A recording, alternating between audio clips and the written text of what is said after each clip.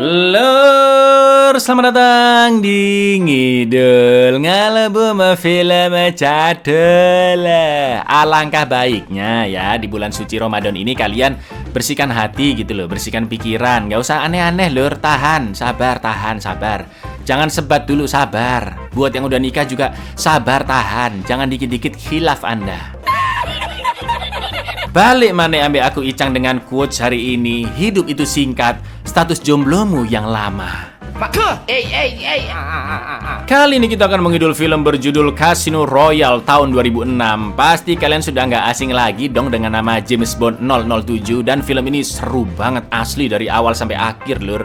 Diadaptasi dari novel berjudul sama, karya Ian Fleming tahun 1953. Mengisahkan awal kiprah James Bond yang baru naik jabatan menjadi agen rahasia 007 dari MI6. James ditugaskan melacak seorang bankir yang mengelola aset komplotan terorisme.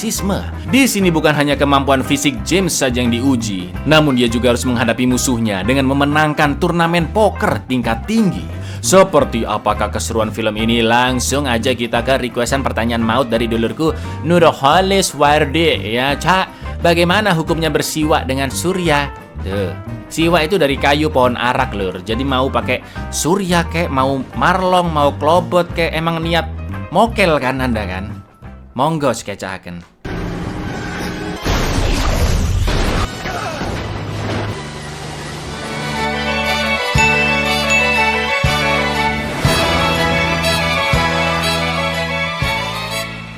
MI6 adalah badan intelijen luar negeri milik negara Inggris yang menjalankan operasi rahasia untuk melindungi kepentingan nasional. Salah satu agennya bernama Icang, ya bukan dong, bernama James Bond berhasil dipromosikan menjadi satuan agen elit dengan kode 007 dan mendapatkan sebuah lisensi khusus yaitu License to Kill atau izin untuk membunuh. James berhasil menyelesaikan misinya yaitu membunuh seorang pejabat MI6 yang berkhianat beserta kroconya di kota Praha, Republik Ceko. Dan inilah kerajaan kasino. Money on the side, Dryden, if it wasn't selling secrets.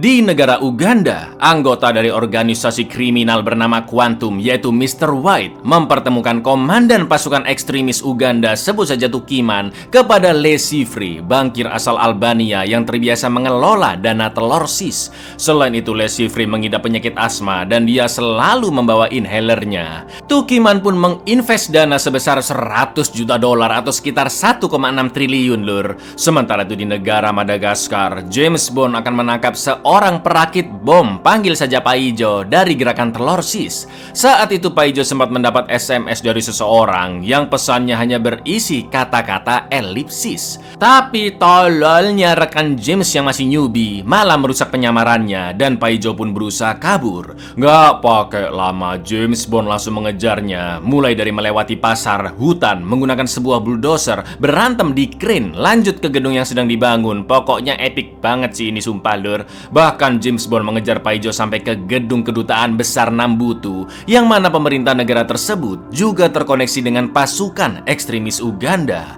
Untungnya James berhasil menangkap Paijo, tapi James harus menghindari tentara Nambutu yang mengepungnya sambil melindungi Paijo karena dia harus ditangkap hidup-hidup untuk diinterogasi. Lalu, yang terjadi?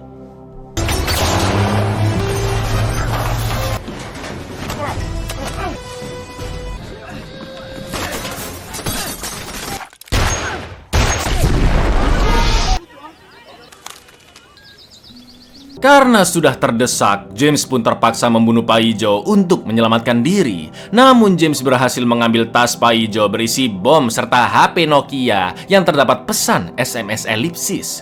Insiden tersebut pun diberitakan kemana-mana dengan headline yang cukup kontroversial lur, yaitu seorang agen Inggris membunuh tawanan tak bersenjata. Atas kejadian itu, kepala MI6 yaitu M sampai menegur keras keputusan James Bond karena penembakan terjadi di gedung kedua kedutaan. Menurut M, dengan terbunuhnya Paijo, maka akan sulit mencari siapakah sosok yang mempekerjakannya. Namun James sudah memeriksa SIM card HP Paijo, dan dengan melacak SMS elipsis tadi, James mengetahui jika pesan itu dikirim dari negara kepulauan di Karibia, yaitu The Bahamas, tepatnya di Ocean Club yang berada di Pulau Paradise.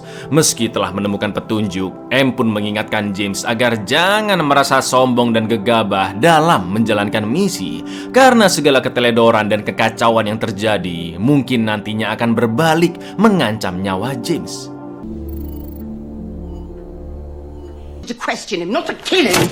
You're supposed to display some kind of blunt instrument to understand. Seldom go hand in hand.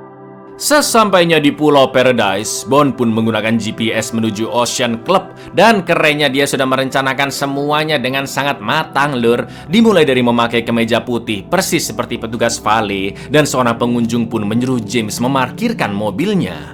Lalu James sengaja menabrakannya di parkiran yang membuat semua security mengecek ke sana. Sedangkan James menggunakan kesempatan itu untuk masuk ke ruang keamanan lalu memutar rekaman CCTV di tanggal dan jam sekitar penerimaan SMS elipsis di HP Paijo. Dari rekaman tersebut, James pun melihat seorang laki-laki yang datang ke klub dengan mobil Aston Martin rilisan tahun 1964, dan James berhasil mendapatkan info dari resepsionis jika pemilik mobil tersebut adalah Dimitrios yang tinggal di sebuah rumah dekat pantai. Setelah itu, James pun memeriksa Dimitrios di database MI6 dan menemukan nama rekan-rekannya, salah satunya adalah Les Chiffres. Beberapa hari kemudian, James pun bermain poker dan berhasil mengintimidasi Dimitrios hingga pria itu all in menggunakan mobil Aston Martinnya untuk bertaruh. Namun James tetap memenangkan permainannya, lur. Bukan hanya itu, James juga memikat istri Dimitrios untuk menggali informasi tentang pria tersebut. Ternyata malam itu Dimitrios akan berangkat naik pesawat ke Miami, dan gak pakai lama James langsung mengejarnya ke sana. All in. That's my car. Want to bet? Trip aces. Aces win. What about a drink at my... Your play. Is it close? Very. Yes, dear.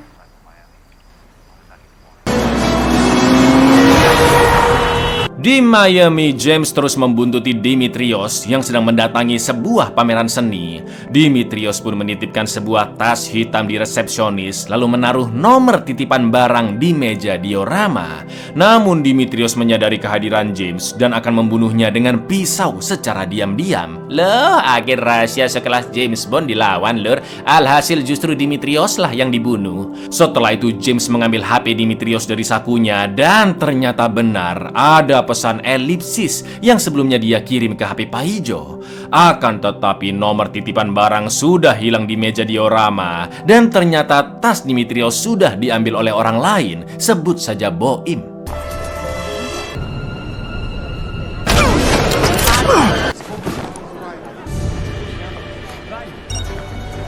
James pun langsung mengejar Boim sampai ke bandara, dan di sana Boim menyamar menjadi polisi dengan seragam yang sudah tersedia di dalam tas hitam tersebut. Setelah itu Boim menyalakan alarm kebakaran yang membuat semua orang kocar-kacir, dan James mendapat info dari ajudannya M jika Boim kemungkinan berencana meledakkan prototipe pesawat terbesar merek Skyfleet yang baru akan diresmikan malam itu. James pun terus mengejar Boim di tengah ramainya orang. Pengejaran terasa sangat menegangkan, lur, karena Boim sudah memasang bom di truk pembawa bahan bakar pesawat dan akan dia antar ke pesawat tersebut. Untungnya James lari sangat cepat khas gerakan James Bond hingga bergelantungan di truk dan berduel dengan Boim di kursi sopir. James pun hampir terlempar keluar dan dia sempat melihat bom yang tergantung di bawah mobil. Lalu, yang terjadi... His target is the Skyfleet prototype. It's launching today.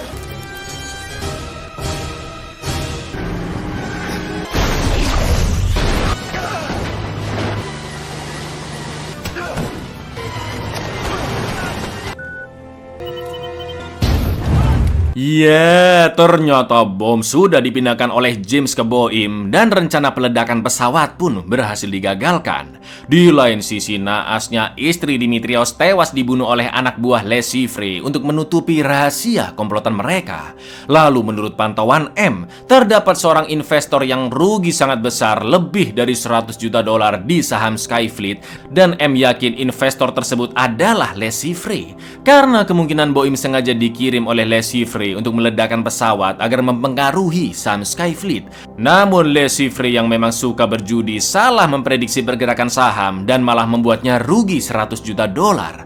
Selain itu, M juga tahu jika Le Chiffre akan mengikuti turnamen poker Casino Royale di Montenegro dengan taruhan yang sangat tinggi untuk mengganti kerugiannya. Agar lebih aman, M pun menanamkan chip pelacak di lengan kiri James dan menyuruhnya menangkap Le Chiffre hidup-hidup dengan mengalahkannya pada permainan poker di Casino Royale. Nantinya karena sudah rugi besar dari saham dan poker, Le Chiffre pasti akan dikejar-kejar nasabahnya, yaitu para telorsis, khususnya ekstremis Uganda di awal film. Maka dari itu M berencana memberikan tempat aman untuk Le Chiffre agar dia mau membeberkan informasi penting terkait praktek kriminalnya. Lalu sesampainya di Montenegro, James akan menjalankan misi dengan partnernya, yaitu agen dari Departemen Keuangan bernama Vesper untuk membantu kelancaran misi James, serta agen rahasia Perancis yaitu Metis sebagai perantaranya di Montenegro. Selain itu, James juga sudah disiapkan mobil Aston Martin DBS V12 di sana, serta senjata pistol dengan peredam. He lost over $100 million. You think it's this man, Le Chiffre? Don't worry about keeping in touch. We'll know where you are. I'm Mr. Arlington Beach, national gambler, Stephanie Broadchester. My name is Mattis, Lenny Mattis. I'm your contact. Di Casino Royale, sebelum turnamen dimulai, para kontestan pun dijelaskan jika seluruh uang taruhan telah disimpan di bank Basel di Swiss. Masing-masing peserta sudah mendepositkan uang sebesar 10 juta dolar dan mereka boleh menambahkan jumlah taruhan via transfer. Untuk pertama kalinya, James pun bertemu Le Chiffre di sana. Namun tidak ada satupun yang tahu identitas asli James Bond sebenarnya. Setelah itu permainan poker pun dimulai dan di sana Vesper bertindak sebagai pengalih dengan berpenampilan sangat cantik agar para pemain memperhatikannya dan hilang konsentrasi. Setelah berjalan hampir 4 jam, pemain pun dipersilakan untuk beristirahat selama 1 jam.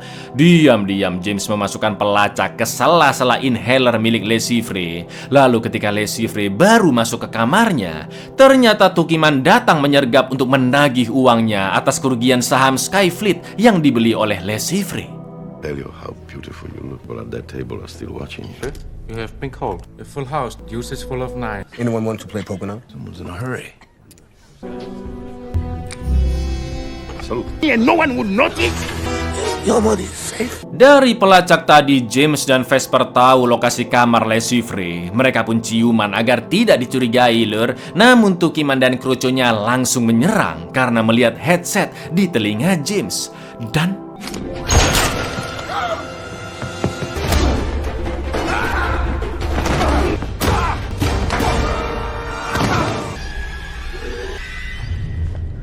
James pun menyuruh Vesper untuk meminta bantuan Metis agar segera menyingkirkan mayat Tukiman. Setelah itu James kembali ke kamar membersihkan lukanya dan melanjutkan permainan. Begitu permainan ronde kedua selesai, karena tidak biasa melihat pembunuhan, Vesper pun sangat terpukul dan berusaha menenangkan dirinya di kamar mandi. Lalu keesokan harinya, kedua mayat pun bisa dibereskan dengan lancar. Dan ketika turnamen dilanjutkan, sayangnya James kalah dari Le Chiffre dan kehilangan seluruh uangnya. Sebagai agen Departemen Keuangan, Vesper tidak bisa mencairkan uang lagi untuk bertaruh meski James terus membujuknya. Akan tetapi seorang peserta lainnya yang ternyata merupakan agen CIA bersedia memberikan James uang taruhan dengan syarat Le Chiffre akan ditangkap oleh CIA.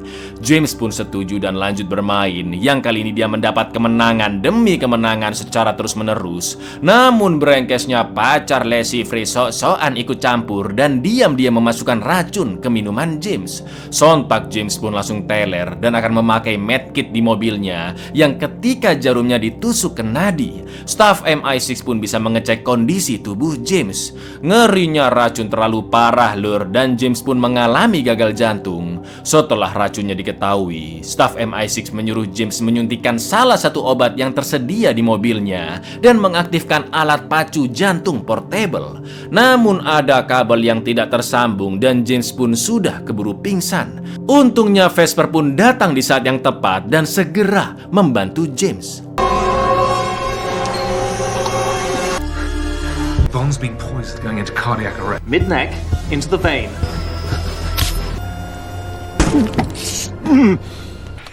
I will do. As soon as I've won this game. Alhamdulillahnya James berhasil pulih dan langsung kembali ke turnamen. Yang jelas Le Chiffre dan cemememnya pun terkejut melihat James sehat-sehat saja. Permainan poker pun sudah memasuki tahap akhir dengan taruhan awal $1 juta. Melihat situasi tersebut, setiap peserta yang tersisa pun nekat all in lur. Total taruhan James $40.500.000, sedangkan total taruhan seluruhnya dari semua pemain adalah $115 juta atau sekitar 1,8 T lur. Masing-masing pemain pun menunjukkan kartunya dengan Le Chiffre yang mendapat poker hand berupa full house, yaitu 3 kartu as dan 2 kartu 6. Namun ternyata kali ini Dewi Fortuna berpihak kepada James karena kartu yang dia miliki dapat memberikannya poker hand lebih kuat, yaitu straight flush kartu sekop yang berurutan dari 4 sampai 8. Jelas James menang telak dan mendapatkan 1,8 triliun. Namun sesuai perjanjian, James memperbolehkan rekan CIA-nya untuk menangkap Le Chiffre. 40,500,000 or Raise all in. 115 million. Higher full house. Ace is full of 6. The straight flush. 4 to the 8. High hand. Monsieur Pond wins. Setelah itu James pun merayakan kemenangannya dengan makan malam bersama Vesper. Sebelum mereka selesai, Vesper pun izin pulang duluan karena Mattis memanggilnya. Tapi setelah Vesper pergi, James pun punya firasat buruk dan buru-buru mengejarnya. Yang ternyata benar, Vesper diculik oleh sekelompok orang misterius. James pun segera mengejar dengan mobilnya, tapi sontak James menginjak rem di tengah kecepatan tinggi hingga mobilnya terpental. Karena tiba-tiba Your friend Mathis is really my friend Mathis.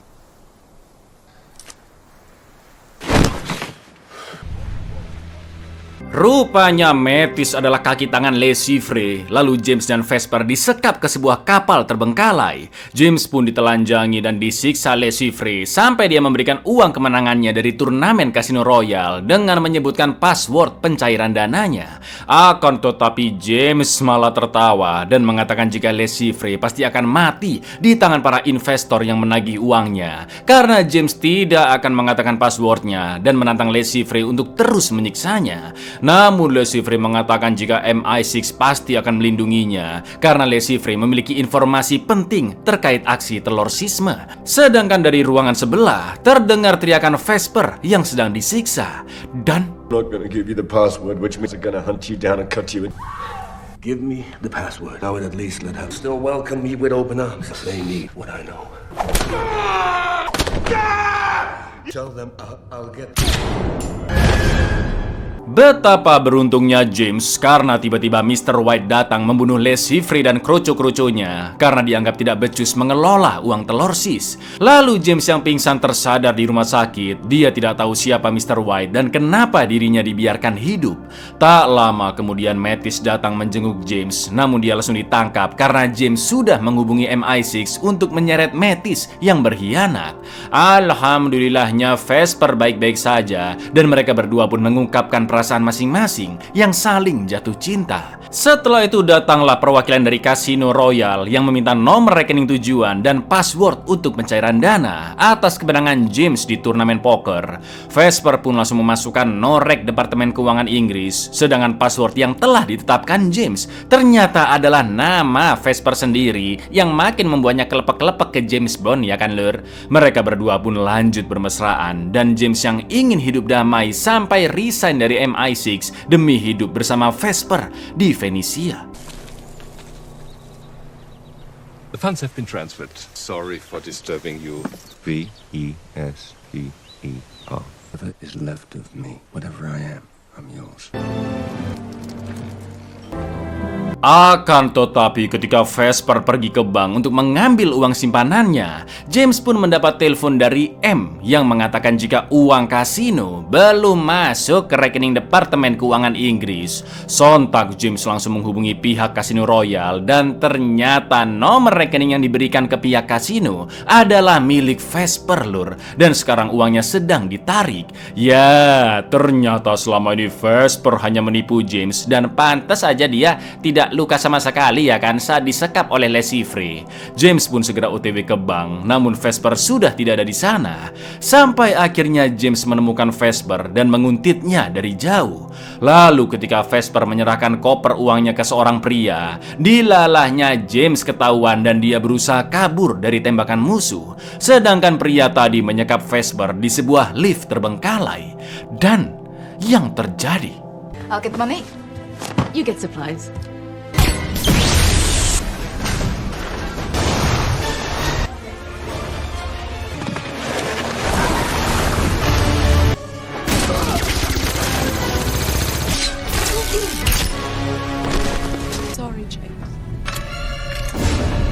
James berhasil membunuh semua kroco, namun ketika akan menyelamatkan Vesper, dia hanya meminta maaf dan sengaja mengunci pintu liftnya karena Vesper merasa tidak pantas untuk diselamatkan James. Gedung pun semakin hancur dan akan rubuh setelah tadi James menembak balon pelampungnya hingga lift Vesper pun jatuh tenggelam. Sampai akhirnya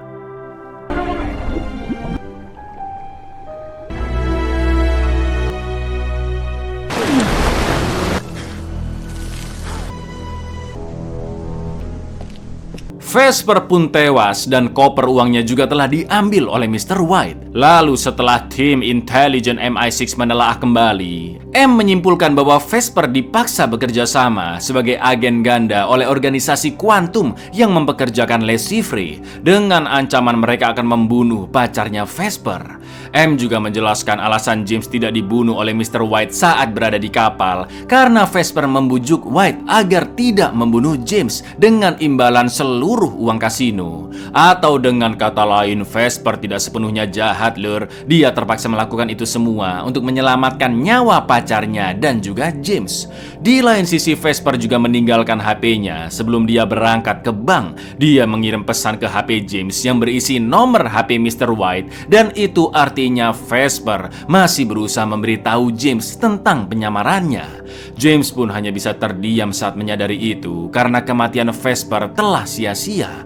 Lalu James melacak kediaman White di Sungai Como, Italia dari nomor HP-nya. Dan sesampainya di sana, James pun langsung menembak kaki White lalu mengintimidasi dengan menyebutkan identitas dirinya sebagai agen 007 dari MI6 yang bernama James Bond. Would have picked up on it, but on our enemies, watch our friends. Your life in exchange for the money. She hoped they would let her live. Learned your lesson.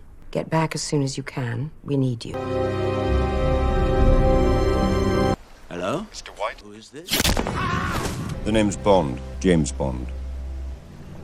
Buyar, asli seru kali film ini ya kan, lur. Full action dan Om Daniel Craig yang memerankan James Bond juga nggak kaleng-kaleng memang aktingnya. Jadi pesan dari film ini adalah jangan pernah macam-macam dengan Tuhan lah. Sholat makanya kalian, lur. Assalamualaikum.